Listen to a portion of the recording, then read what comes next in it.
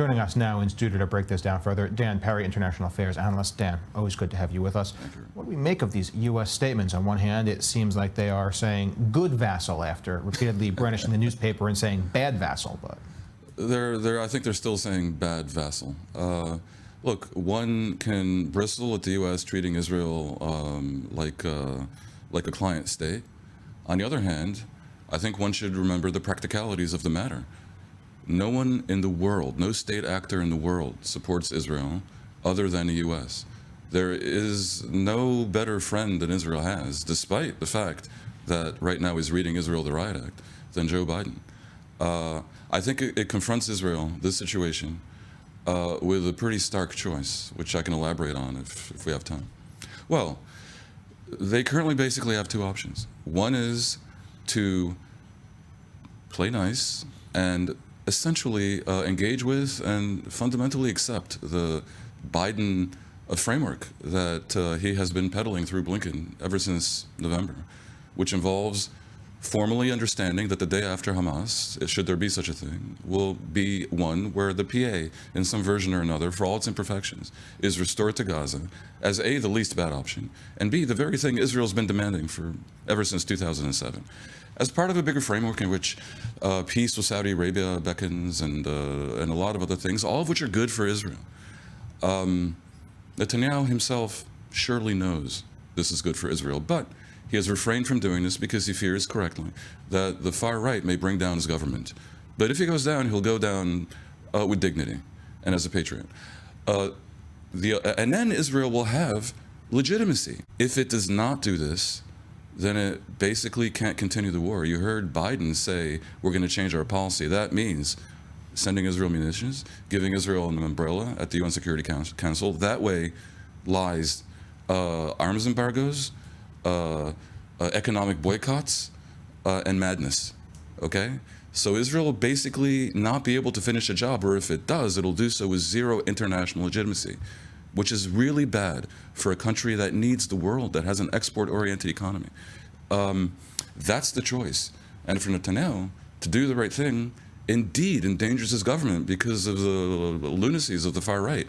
But I fear it's what a true Israeli patriot would do.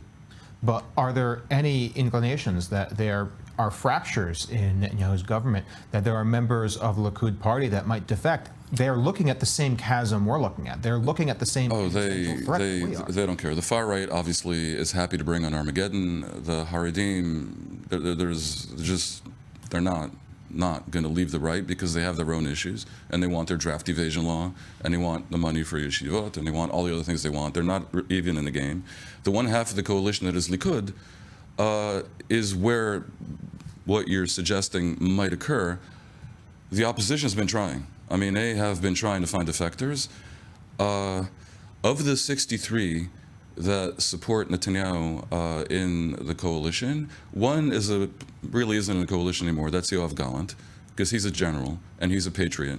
The other 62 are lemmings, basically. They're lawmaker lemmings. And that's not a coincidence. It's by design. Netanyahu, for the past 30 years, has systematically removed from Likud all persons of prominence, of moral integrity, and of intellectual capacity that might threaten him. A lot of right-wingers are in the opposition, from Gideon Sa'ar to many that we don't have to mention. They're in the opposition because they're patriots and because they're not a yes-men to Netanyahu. That's the reality. It's not a comfortable one.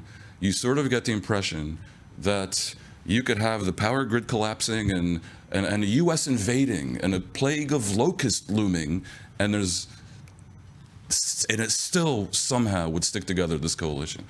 I hope to be proven wrong. You only need 3 defectors. Only 3 would do it. Well, assuming Gallant is one of them already, 4. Because if 3 more defect, you have 60-60, that doesn't bring down the government. You need 4 others. And I know the opposition has been attempting to do what Netanyahu successfully did, which is to tempt over people by offering them things in the next government. I suppose it's to their credit that they haven't been bribed this way, but that nothing has succeeded. Do we actually know what exactly the United States threatened? They said a change of stance. Do we know exactly what that means? Because we did see Kamala Harris said they would still ensure Israel can defend itself, but it would be different. You know, I don't think I'm the only person in the world who doesn't take Kamala Harris all that seriously at her word and does not consider that she has done her homework and really read up on what's going on. A change of stance means an end to the munition supplies and an end to the umbrella of security at the Security Council. I mean, is that something they've put out in writing, or is this just implied? It's well, I don't know what they've said behind closed doors, but it's more than implied. That's what will be. And we cannot forget, the context here is not just that Biden's sick of a 6-month war that seems to be leading nowhere, not even succeeding in returning the hostages or removing Hamas completely. So it's something that's not working, has gone on for too long and creating too much of a humanitarian catastrophe, which just can't be denied. But also the political context in the U.S. Biden needs the war to end. Biden, especially because of the RFK candidacy, really can't lose any part of his brittle Democratic coalition. And the war has become a complete and total wedge issue, where if Biden, no matter what he does, if he goes this way, he loses the Jews and the centrists. If he goes that way, he loses the Muslims and the progressives. He has to have this go away. So every conceivable pressure point exists here. Politics in the U.S., the reality on the ground that isn't working, and moral perspective of the liberal/progressive half of America is not working with this, and that part of America is currently in the White House, and it is Israel's only friend. So as occurs so often in life, and as I've said before in this studio, when the right wing generally in Israel says, no, I can't do that because it's bad, it is immature if you don't also consider whether it might not be the least bad. Israel does not have good choices. The Zionist movement located itself in a really bad neighborhood, and there's not a lot of good choices. It has to identify strategically what is the least bad option and pursue it with determination. And let's just say that kind of maturity does not thrive in the ranks of the current coalition. If Biden needs the war over so immediately and so thoroughly, why does he not have the incentive to just get Rafah finished with? Why has the United States been saying for 4 months now, don't do Rafah, don't go into Rafah, don't go into Rafah? That's only delaying things. It's creating the forever war that is exactly what's damaging. It actually really hasn't said that. It said don't go into Rafah before removing the 1.5 million people in Rafah, because that will be a bloodbath. Don't go into Rafah, which will create more ugliness without having it be clear to the world so that we, the U.S., is not isolated. What is your plan? And look, in case you're too dim to come up with one, we're giving you a plan. And it's a good plan for Israel, that the security establishment here and the opposition and practically every non-fanatic in the country understands is the least bad option. It is a genuine tragedy what's happening to Israel, because it's by its own hand, and it is needless. So what we're seeing now with Blinken coming out just about an hour ago and saying that he's pleased to see Israel opening the crossings, is this a sign that the United States is happy that Israel is brought to heel? Is this a sign that the United States is now holding the reins, or is there still going to be some back and forth? They're trying to encourage what they see as good behavior. Now look, there was a not completely implausible, though perhaps arguably immoral position in Israeli public opinion that said, no, we can't send in humanitarian aid. You don't send aid to your enemy. And that sounds somewhat reasonable, but it really isn't, because the population of Gaza, even if you suspect they support Hamas, is nonetheless captive. And no one recognizes Hamas as a government of Gaza, not really, including Israel. And that population is being used not as a human shield, as a human fortification. And it's wrong. It's wrong to have fiddled and played around with the notion of denying aid to go in. It also emerges as pointless and stupid, because in the end they were forced to do it. And now, you know, Israel is receiving a pat on the back and, as you said, being told a good vassal. But what was gained? What was gained by the reputational damage of transparently messing around with humanitarian aid going in for 6 months? So is there any way for Israel to repair the damage? Yes, let aid go in and make everyone know that it's maximal and not being messed around with. Accept the idea of a day after that includes a Palestinian Authority that will be revitalized with improvements that Israel can then demand with some moral suasion, which the U.S. will back. Give Hamas an offer they can't refuse that includes exile for its leadership. Accept the regional framework that would give Israel peace with Saudi Arabia and other countries of the Gulf, possibly including Qatar. Give the world something to work with. Give the Arab world something to work with to put the squeeze maximally on Hamas so that they're left with no one but Iran supporting them. Now, I'm not predicting all this will happen. I'm saying if Israel says, I'm going to work with this framework, it'll be in a different position, morally, politically, and strategically. Why doesn't Bibi do this? Doesn't he see what I see? What I think most viewers who know anything see? Of course he does. Netanyahu is one of the most intelligent leaders on the planet. Why doesn't he do it? Because he knows the far right will bring down his government. But you know what? Then he will go down not in disgrace. There's something to be said for that as well. Iranian threats, the West Bank ready to ignite at a moment's notice. A government that has not been, in many ways, the most responsible shepherds of the country in trying times. Looking at the situation as a whole, how does Israel navigate forward from here? Well, I mean, I outlined what I think it should do regarding the Gaza war. And I'm not unsympathetic to the idea that in one form or another, there may be a need to indeed invade Rafah and eliminate Hamas altogether from Gaza. But that's on the Gaza front.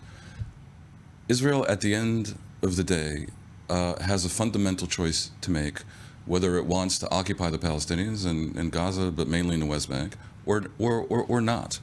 And here, too, there is a least bad option situation. Because if Israel were to pull out of the West Bank, that is strategically dangerous, to be sure.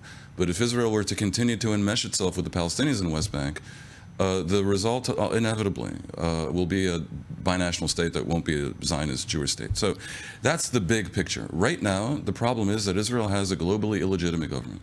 And it is one that is clinging to power, even though it has presided over an unprecedented failure that I think is fair to call cataclysmic. 3/4 of the population tell pollsters they want new elections. Assuming the Haredim are automatically for the government, that basically means of the non-Haredim, 90% want new elections. That's the math of it. Now, in the presidential system, you can protest and you know nothing's going to happen. I mean, it is what it is. The president has a 5 or 7 year term, whatever, and the protests are basically meaningless. No outcome is truly expected. But in the parliamentary system, governments that have failed this stupendously, that clearly are unwanted by the population, are expected to resign and call new elections. Now, what pressure can be brought to bear on the lemmings in the coalition is an open question, and it may be that nothing is possible, and then the population of Israel will be in the unfortunate position of a teaching moment, a learning moment, where they get what they deserve for the vote in November. But I have to say, no one deserves this, and that vote at the end of the day was in fact a tie.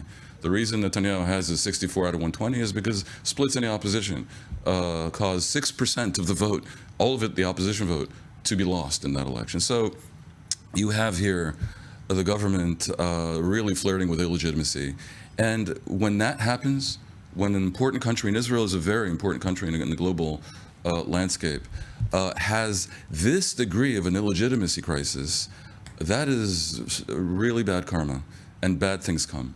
So here's hoping that enough of that patriotism prevails, and that new elections are held for the Israelis to figure out at long last, I think, what they really want to do with their lives when they grow up.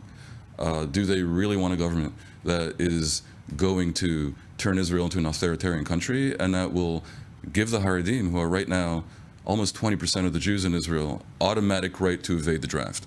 We've certainly said that Israel's government has not been holding this, has not been shepherding Israel through this situation very well, but it's not something you can only put on Israel. We have the recalcitrance of a Palestinian Authority. We have a regional power, a probably stronger than Israel regional power in the form of Iran in some ways. Economically, it's a toss-up. Militarily, well, they certainly have a lot more proxies and a lot more weapons spread out throughout the region. They're destabilizing every aspect of Western influence, and Israel can't deal with that alone. And the United States can't seemingly tell Israel to deal with it alone if the United States isn't willing to do the duties of a world power. Once again, when I spoke before of the Biden umbrella framework that Israel is foolishly rejecting, the ultimate aim of that is to create a moderate Sunni Israel, U.S., Western axis against Iran. Against Iran. Israel has strengthened Iran by refusing to go with that, and also, by the way, by goading and provoking Trump into pulling out of the U.S., into the Iran nuclear deal. What did that gain? The argument then was that, well, Iran still builds rockets and Iran still does terrorism, so it was a bad deal.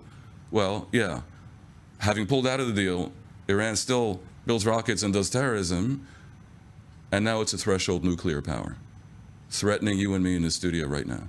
So how smart was that? Was that the least bad option, or was it boneheaded? You can't, when you're in Israel's position, you cannot do boneheaded things. The stakes are too high. So yes, Iran should be isolated in the world. I would say the U.S. probably should be looking at every conceivable lever to encourage and enact regime change in Iran. The Islamic Republic of Iran is a menace to the entire planet. That's clear. Dan, thank you very much for being in studio. For everyone else, though, we are out of time. Thanks for watching.